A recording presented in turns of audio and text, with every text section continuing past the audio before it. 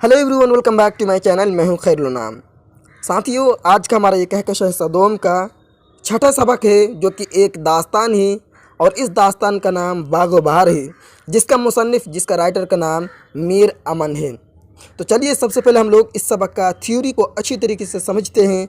उसके बाद next class में सवाल जवाब इसी तरह MCQ क्वेश्चन में देखेंगे। तो असल नाम मीर अमन, ठीक है, असल नाम मीर अमन मुसन्निफ का। इसी तरह तखल्लुस लुत्फ़ था। पैदाइश 1732 ईस्वी दिल्ली में हुई। वफ़ात 1806 ईस्वी कलकत्ता में हुई। मीर अमन की मुलाकात मुंशी मीर अमन बहादुर अली हुसैनी ने डॉक्टर जॉन गिलक्रिस्ट से करवाई और फोर्ट विलियम कॉलेज से वाबस्ता किया। साथियों, ये जो है गिलक्रिस्ट है, कहीं कहीं गिलक्रिस्ट भी लिखा हुआ है, ठीक है। तो आप लोगों को अच्छा लगेगा वही पढ़िएगा। इसी तरह मीर अमन 1801 ईस्वी में फोर्ट विलियम कॉलेज के हिंदुस्तानी शोबे में 40 रुपया माहनामा तनख्वाह बहैसियत मुंशी हुए। कितने रुपये याद रखिएगा? 40 रुपये, ठीक है, जो कि ऑब्जेक्टिव में पूछा जाता है। और 5 साल बाद यानी कि 1806 ईस्वी में सबकदोश हो गए, यानी कि रिटायरमेंट हो गए। अगला है, मीर अमन की कुल 2 किताबें फोर्ट विलियम कॉलेज में दौरानी मुलाजिमत लिखी गई। पहली बागो बहार 1801 ईस्वी में, जो फ़ारसी किताब किस्सा चहार दरवेश का उर्दू तर्जुमा है। किसका याद रखिएगा? किस्सा चहार दरवेश का उर्दू तर्जुमा है। और ये किताब जॉन गिलक्रिस्ट की फरमाइश पर लिखी थी, ठीक है। चलिए, दूसरी किताब जो कि है कुंजी खूबी 1802 ईस्वी में, जो मुल्ला वाइज हुसैन काशवी की लिखी हुई फ़ारसी किताब अखलाक़ मुहस्सनी का उर्दू तर्जुमा है। चलिए, आप देखेंगे बागो बहार की इशात, यानी कि इस किताब की इशात के बारे में जानेंगे। मीर अमन के बयान के मुताबिक इन्होंने बागो बहार को 1801 ईस्वी में तहरीर करना शुरू किया, यानी कि लिखना शुरू किया। उसके बाद लिखा है 1802 ईस्वी में पाए तकमील को पहुंची और तारीख़ी नाम बागो बहार पढ़ा, ठीक है, तारीख़ी नाम बागो बहार पढ़ा।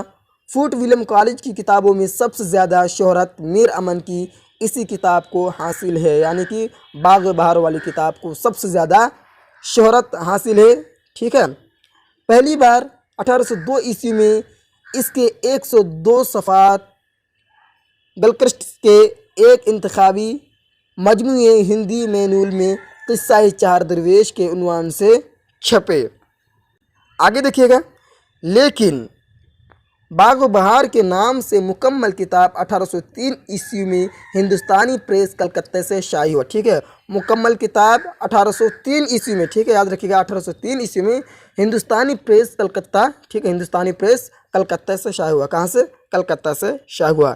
आगे लिखा है कि और कहीं कहीं पर 1804 ईस्वी कहकशां हिस्सा 2 में मिलता है, ठीक है। अगर आपको ऑप्शन में एक 1803 देखने को मिले और 3 कोई और ऑप्शन देखने को मिले तो 3 पर टिक लगाइएगा। इसी तरह 1804 ऑप्शन देखने को मिले और 3 ऑप्शन कोई और देखने को मिले तो 1804 पर ही टिक लगाइएगा, ठीक है। दोनों में से कोई एक ही दिख सकता है। बागो बहार में दिल्ली की माशरत बयान की गई है। मीर अमन की ज़िंदगी में ही बागो बहार का अंग्रेज़ी में तर्जुमा हो गया था। बागो बहार जो कि एक किताब का नाम है, जो कि मीर अमन जब ज़िंदा थे तभी जो है अंग्रेज़ी में भी तर्जुमा हो गया था। अब देखेंगे बागो बहार का मरकज़ी किरदार, यानी कि मुख्तसर खुलासाए कलाम, ठीक है।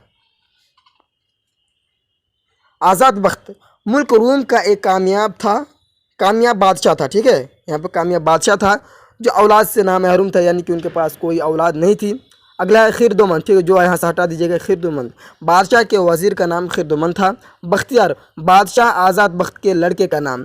इसी तरह मुल्क शहपाल जो कि जुनू का बादशाह था और इसकी बेटी का नाम रोशन अख्तर था। क्या था? रोशन अख्तर। बहुत ही ध्यान से सुनते जाइएगा। अगला पॉइंट है हमारा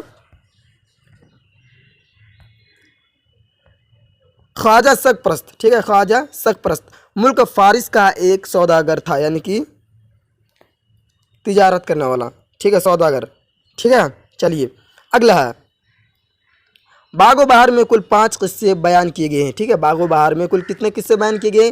5 किस्से बयान किए गए हैं। एक आज़ाद बख्त 4 दरवेश का। ठीक है, 4 दरवेश का। बागो बहार में 4 दरवेशों का किस्सा बयान किया गया है। ठीक है, किसका? बागो बहार में 4 दरवेशों का किस्सा बयान किया गया है। जदीद उर्दू नस्र का आगाज़ बागो बहार से होता है। ठीक है, जदीद उर्दू नस्र का आगाज़ बागो बहार से होता है। जो कि फोर्ट विलियम कॉलेज के बारे में, तो फोर्ट विलियम कॉलेज के बारे में ज़्यादा कुछ पूछा नहीं जाता है, फिर भी आप लोगों की जानकारी के लिए मैं यहाँ पर आप लोगों के लिए लेकर आया हूँ। फोर्ट विलियम कॉलेज का राइडर्स बिल्डिंग कलकत्ता में कायम किया गया था। आप सभी को पता भी होगा कि फोर्ट विलियम कॉलेज जो है कलकत्ता में है। इसी तरह फोर्ट विलियम कॉलेज 19वीं सदी का इदारा है, जिसकी बुनियाद अंग्रेज़ गवर्नर जनरल मार्कोइस वेल्जी ने 1800 ईस्वी में रखी थी। कब रखी थी? 1800 ईस्वी में रखी थी। मकसद देखिए क्या था? मकसद अंग्रेज़ों को हिंदुस्तानी ज़बान और तहजीब व माशरा से रोशनास कराना था। तो साथियों, यहाँ तक था इस सबक का थ्योरी। आई होप कि इस वीडियो से आपका इस सबक का थ्योरी क्लियर हो गया होगा। अगर आप PDF चाहते हैं तो चैनल को सब्सक्राइब करके बेल आइकन को प्रेस कर लीजिए। इसी तरह टेलीग्राम ग्रुप ज्वाइन कर लीजिए, लिंक डिस्क्रिप्शन में दिया हुआ है, ताकि आपको फ्री में PDF मिल सके। फिर मिलूँगा आप लोगों के साथ अगली क्लास में।